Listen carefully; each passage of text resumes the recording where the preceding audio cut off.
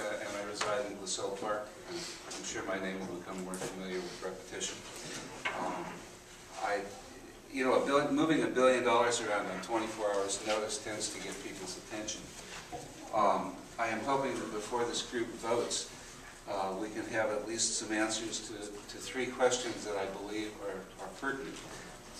The first is whether or not this special meeting is for the purpose of designing to encumber and obligate funds so that the state of California and the governor can't take the proposed budget actions that they intend to take.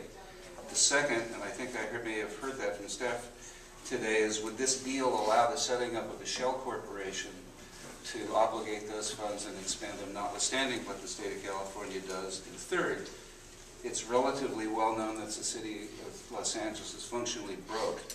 And my question is that in the event this deal is struck between the 2 entities, does this allow the city of Los Angeles to sweep existing employees into these new projects solely for the purposes of avoiding layoffs and helping to balance their budget? Well, I attended my first CRA meeting in 1988.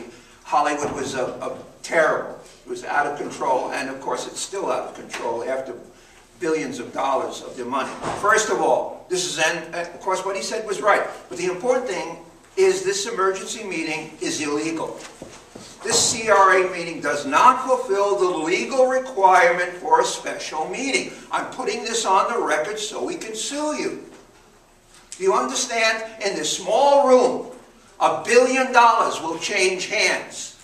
You have also violated the posting requirements, because on your sheet it says you only posted it here. In a city of 4 million people, you posted it here in 24 hours. We know the electronic media is lazy. What this does is prioritize all your pet projects over the city's budget. And I love, and most of your pet projects, a very large percent of them are planning. Planning for Koreatown. You hire one of Antonio's friends, he turns out a $300,000 to $400,000 plan, and it gets junked.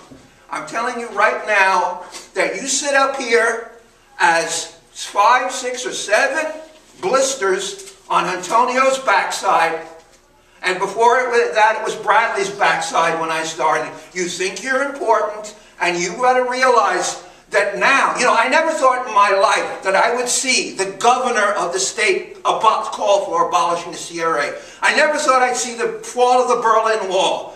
These are things that happened that I never thought would happen. In other words, the crazies now have the chief legislative analyst on our side, we have the governor on our side, and the only people we don't have on our side is our speed-addicted mayor. I'm telling you right now that we are going to win this, and you are not taking $1 billion out of the city's budget. I would say that as a new neighborhood council member, I just recently took the ethics training. I would advise all of you to watch the first 10 minutes of the ethics training tutorial on the Dunn website. It's plainly spells out when an emergency meeting can be called. As a neighborhood council, we have to post 72 hours, and I don't believe there's been an emergency. There hasn't been a massive earthquake, nothing that you're actually discussing today is something that needs to be done within 24 hours. So I would say you should do yourselves a favor, not decide anything, end this meeting, and go ahead and be ethical. Thank you. Good morning. I'm here as a representative of my community, as a citizen of Los Angeles, and somebody who's interested in finding out positive information in regards to the CRA. I've signed up to be on a steering committee, and evidence has shown me that there hasn't been credible action by the CRA. And in my heart, I would really like to see positive evidence that the CRA has intentions of doing something good.